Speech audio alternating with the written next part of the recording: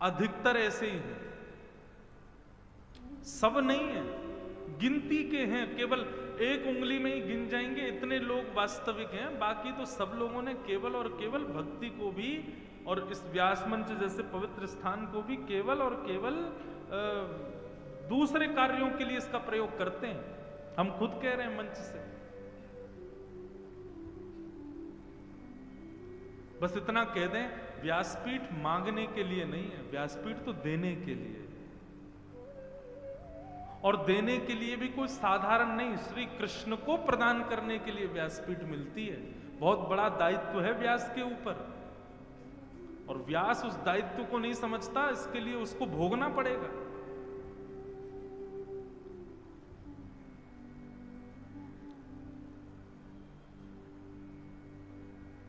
इस प्रकार सब बताते गए, बताते यहां पे तो ये भी लिखा है, शाल को बुद्धिदायक, बड़े भैया की बात नहीं मानते, लेकिन पत्नी के भैया की बात जरूर मानेंगे। क्यों? पत्नी का भैया बुरा नहीं मान जाए। तो यहां जितने भी पत्नियों के भैया बैठे हों, बुरा नहीं मानना। यहां पर नारद जी कह रहे शाल को बुद्धिदायक, और वृद्ध माता बोले बेटा ऐसा करो, उसकी नहीं सुनेंगे, पत्नी कहे ऐसा करो, जो आज्ञा, आप जो कहोगे वो तो करना ही है हमको। इस प्रकार की यहां बहुत सारी बातें बताई गई। फिर कहा गया, शादी जैसे पवित्र संबंध को भी कन्या विक्रय का रूप बताया गया यहां पर। बोले क्या कर रहे हैं? बोले कुछ नहीं, केवल मोल भाव लगाया जाता है। हमारे बेटे ने इतनी पढ़ाई करी, इतना पैसा तो लगाना ही पड़ेगा। बेटे को इसी भाव से पढ़ा रहे, बेटा ज्यादा पढ़, क्यों? तभी बढ़िया घर की लड़की मिलेगी, तभी बढ़िया पैसा लगेगा शादी में। मोल भाव होता है, कन्या विक्रय होता है, वर विक्रय होता है। सब बातें बताते हुए नारद जी बोले, मैं सब जगह भ्रमण करता करता जैसे ही वृंदावन पहुंचा, तब मैंने वृंदावन में क्या देखा? बोले एक तरुणी, एक युवा कन्या बैठी है, परम सुंदरी है, यमुना के तट पर, और उसकी गोद में 2 वृद्ध लेटे हुए हैं। मैंने देखा, मैंने कहा एक युवा कन्या की गोद में बुढ़े क्यों लेटे हैं? मैंने जाकर के उस कन्या से पूछा, हे देवी तुम कौन हो, और तुम्हारी गोद में ये 2 वृद्ध जो हैं ये कौन है? तब उसने बताया, अहम भक्तिर्तिख्याता इमो में तनयो मतो ज्ञान वैराग्य नामानो काल योगेन जर्जरो। मैं भक्ति हूं और ये दोनों मेरे बेटे हैं, इसका नाम ज्ञान और इसका नाम वैराग्य। नारद जी बोले, माता जी युवा और बेटा वृद्ध कैसे हो सकता है? बोले ऐसे हो सकता है क्योंकि भक्ति तो सब करते हैं, लेकिन ज्ञान और वैराग्य को कोई नहीं पूछता। भक्ति बंधुओं सबके हृदय में, पर ज्ञान किसी को नहीं है, वैराग्य किसी के पास भी नहीं। और माफ कीजिएगा, जहां पुत्र प्रसन्न नहीं है वहां मां प्रसन्न कैसे रह सकती है? ज्ञान का मतलब मैं पुनः कहूंगा, ज्ञान का मतलब विवेक ही लीजिएगा। विवेक का मतलब क्या होता है? सद और असद की पहचान, इसको विवेक कहते हैं। सही गलत की नॉलेज होना, ये विवेक है। जैसे छोटा बालक है, उसको 100 रुपए का नोट दो, फाड़ देगा, लेकिन जैसे ही धीरे धीरे बड़ा होगा 100 रुपए की नोट दो तो जेब में डाल लेगा। ये उसको क्या हो गया? ये ज्ञान नहीं हुआ, ये उसको विवेक हो गया कि वस्तु मेरी उपयोग की। छोटे बच्चे को कांच का गिलास दो, फेंक देगा, लेकिन वही गिलास 15, 16 साल, 18 साल के बच्चे को दो तो संभाल के रखेगा। यही विवेक है बंधुओं। बस वस्तु से क्या सही है क्या गलत, इसकी पहचान होना, इसको विवेक कहते हैं। हम लोग ज्ञानी तो बन जाते हैं, विवेकी नहीं बन पाते। और जो व्यक्ति विवेकी नहीं बनता, उसके हृदय में भक्ति सदैव वृद्धि रहती है, उसके हृदय में सदैव भक्ति बुद्धि ही रहती है। इसलिए भक्ति को प्रसन्न करना है तो पहले विवेक जीवन में लाओ, विवेक आएगा सत्संग से। तो यह है ज्ञान, भक्ति का पहला बेटा। भक्ति के दूसरे बेटे का नाम है वैराग्य। वैराग्य का मतलब यदि हम आपसे पूछें क्या है, तो आप कहोगे घर परिवार छोड़ देना, यह वैराग्य है? नहीं, वस्तु का त्याग नहीं, वस्तु के प्रति जो हमारी आसक्ति है, उस आसक्ति का त्याग। आसक्ति का त्याग करो। मतलब 56 भोग बने हों, लेकिन फिर भी आपकी रसना पर इतना वशीकरण हो कि आप उसको छुओ ही नहीं। कई युवा भाई बहन लोग मेरे से बोलते हैं, हम लोग कॉलेज जाते हैं, हम लोग ऑफिस जाते हैं, वहाँ के हमारे सब मित्र लोग सब खाते हैं तो हमारा भी मन कराता है। इसका मतलब क्या है? आपके अंदर वैराग्य नहीं है। आप वस्तु को देख करके विचलित हो जाते हो। ये विचलन ना होना, इसको वैराग्य कहते हैं। अब किसी ने अपने नाम के आगे लिख दिया ब्रह्मचारी। ब्रह्मचारी का मतलब क्या? जिसका ब्याह ना हुआ हो, जो बाल ब्रह्मचारी हो, बचपन से ही बिल्कुल ब्रह्मचर्य का पालन कर रहा हो, वो ब्रह्मचारी। तो ब्रह्मचारी भी दो प्रकार के होते हैं। एक तो वो होते हैं जिन्होंने 35 साल तक खूब प्रयास तो बहुत किया, हो जाए कहीं से तो कोई मिले, किसी से तो हो, कोई तो भाए, किसी को तो हम भाएं। लेकिन बेचारों ने जब देखा कि अब 40 की उम्र हो गई, बाल उड़ने लगे, अब तो संभव नहीं।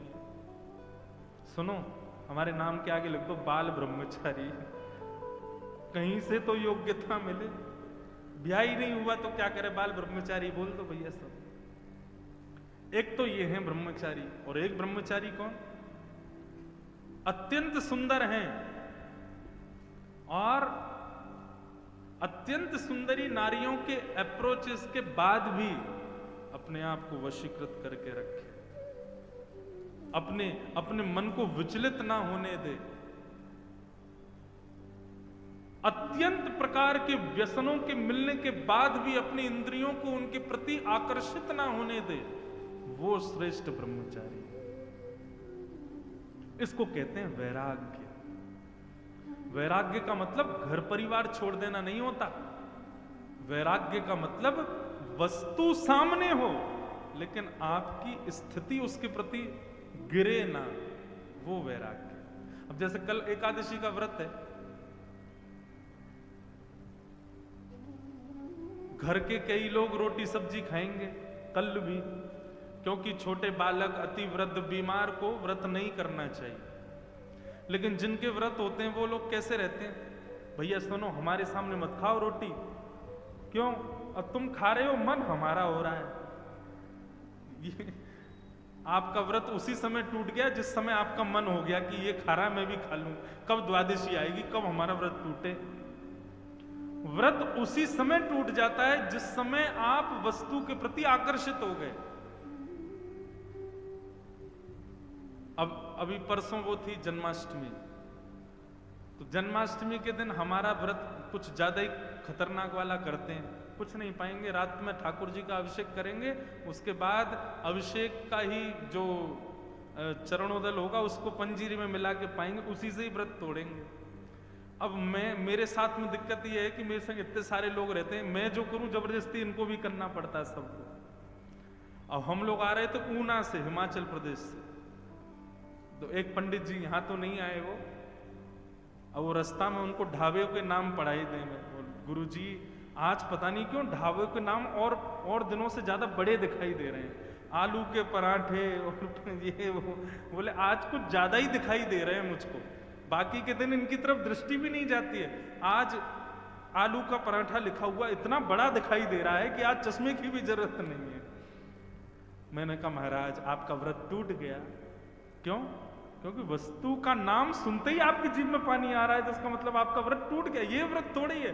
व्रत का मतलब ये है कि आपने अन्न छोड़ने की प्रतिज्ञा की और उस समय 56 प्रकार के व्यंजन भी आ जाएं तो भी आपका मन उसके प्रति विचलित ना हो, तो समझो आप व्रत कर रहे हो।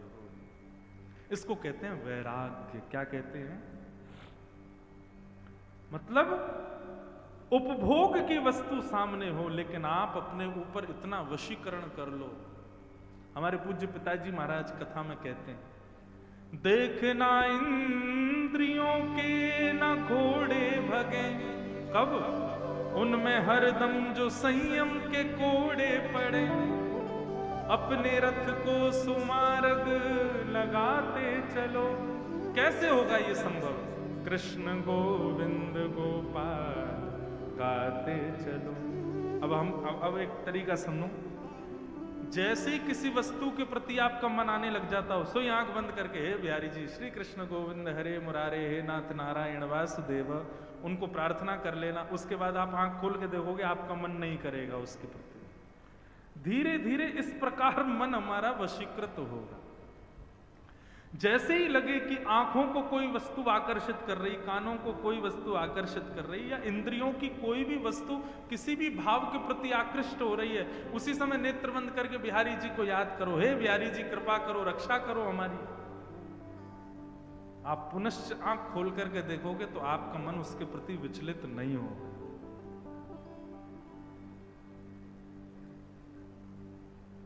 अब कल एकादशी व्रत है, तो जिन जिन के घर में लोग अन्न खाएं उनके सामने ही खड़े होना, खाओ हमारे सामने। और जैसे ही मन करे से हे बिहारी जी हे कृष्ण गोविंद हरे मुरारे हे नाथ नारायण वासुदेव, आप जैसे ही आंख खोल करके देखो आपका मन नहीं करेगा। ठाकुर जी के भजन में, नाम में, स्मृति में इतनी सामर्थ्य है, हमारी प्रत्येक इंद्रिय को संभाल सकते हैं वो। और मैं अपनी कथाओं में कहा करता हूं, वास्तविक रक्षा यही है बंधुओं। हम गिरने से बच गए, हम मरने से बच गए, अरे बहुत बड़ी बीमारी हुई थी मरते मरते बचे, भगवान ने बड़ी, ये रक्षा नहीं है भगवान की। ये तो आपका जीवन बचा इसलिए बच रहे हो। वास्तविक रक्षा तो ये इंद्रियों का जो पतन होता है ना वस्तुओं के प्रति, इससे आप बच जाओ तो समझो ठाकुर जी ने रक्षा की, ठाकुर जी ने हमको बचा लिया, ठाकुर जी हमको संभाल रहे हैं। इसको असली रक्षा मानना ठाकुर जी की। तो भैया ये दो पुत्र हैं भक्ति के, ज्ञान और वैराग्य, दोनों को अंदर लाओ। और उसके बाद जब आप भक्ति करोगे ना तो मीरा जैसी होगी, कुमनदास जैसी होगी, सूरदास जैसी होगी, फिर हर स्थिति में श्री कृष्ण ही होंगे। भक्ति महारानी अब बड़ी दुखी है, नारद जी से बोली मेरे पुत्रों को युवान करो नारद जी। तब नारद जी बोले हे भक्ति महारानी तुम खेद मत करो, ये कलयुग की वजह से हो रहा है। भक्ति बोली तो इस कलयुग को नष्ट कर दो ना, जिस कलयुग की वजह से इतने पाप बढ़ रहे हैं, ज्ञान वैराग्य नष्ट हो रहे हैं, ऐसे कलयुग को क्यों रखना है। तब नारद जी ने कहा कलयुग में दुर्गुण बहुत सारे हैं, लेकिन एक गुण है कलयुग में जो किसी युग में नहीं है। सतयुग त्रेता द्वापर तीनों भी नतमस्तक हैं कलयुग के एक गुण के आगे, और वो गुण कौन सा है। यत्फलम नास्ति तपसा ना योगेन समाधिना तत्फलम लभते सम्यक कलौ केशव कीर्तना। सतयुग त्रेता द्वापर तीनों युगों में जो फल तपस्या से नहीं मिलता, जो फल यज्ञ से नहीं मिलता, जो फल योग साधना करने से नहीं मिलता, वो फल कलयुग में केवल साधारण आसन पर बैठ के नेत्र बंद करके बिहारी जी का नाम गा करके और केवल कीर्तन करने मात्र से प्राप्त हो जाता है। जो फल तीनों युगों में नहीं मिलते, वो फल केवल और केवल कलयुग में भगवान का कीर्तन करने मात्र से मिल जाता है। अच्छा, इसका प्रमाण दें। भरतपुर बिहारी लाल, अब जैसे ही मैंने कहा भरतपुर बिहारी लाल, तो आप सबके नेत्रों में, चित्त में बिहारी जी की छवि प्रकट हो गई। एक क्षण के लिए आप सबको दिखाई दिए बिहारी जी। ये पॉसिबिलिटी सतयुग त्रेता द्वापर में नहीं है। वहां पर कितना भी कहें चतुर्भुज बिहारी, वहां पर कितना भी कहें शंख चक्र गदा पद्मधारी, जब तक आप साधना नहीं करोगे, जब तक आप तपस्या नहीं करोगे, तब तक आपके चित्त में उनका प्रतिबिंब दिखेगा ही नहीं। ये केवल कलयुग में ही है कि यहां नाम लेते ही आपको भगवत दर्शन हो जाता है, भगवत स्मृति हो जाती है।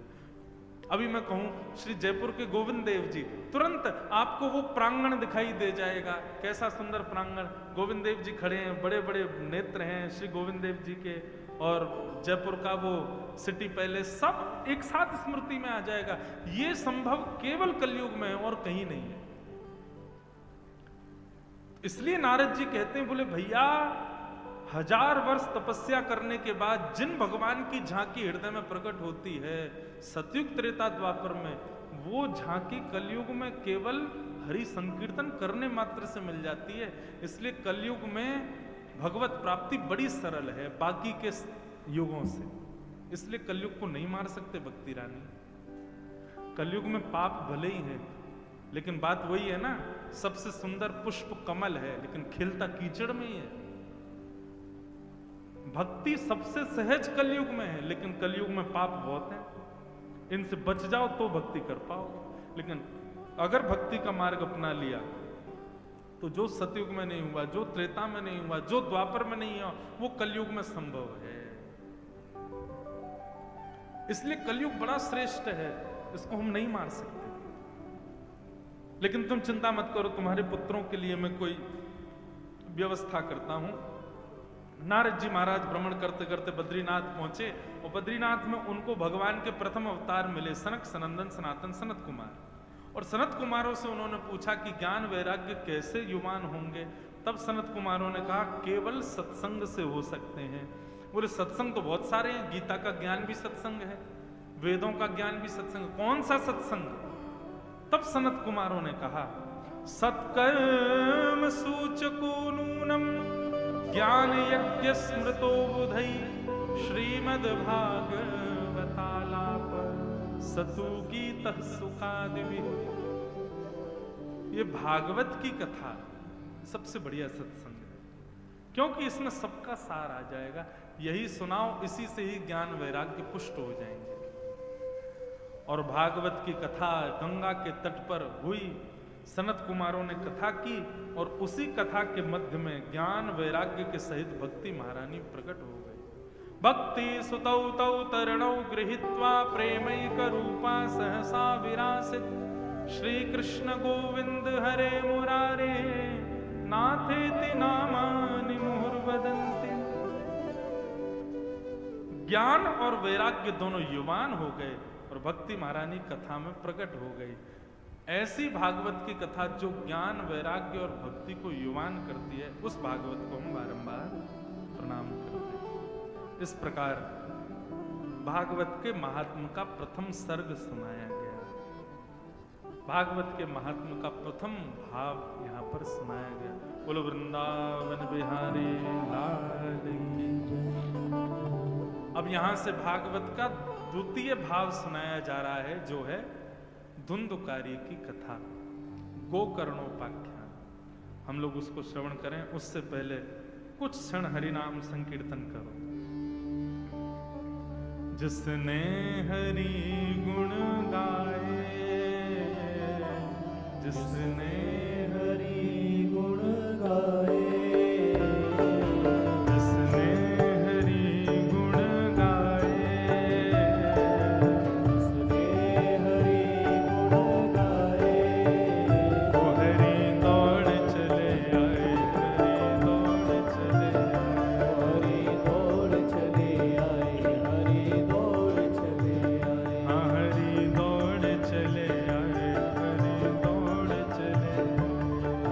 दौड़ चले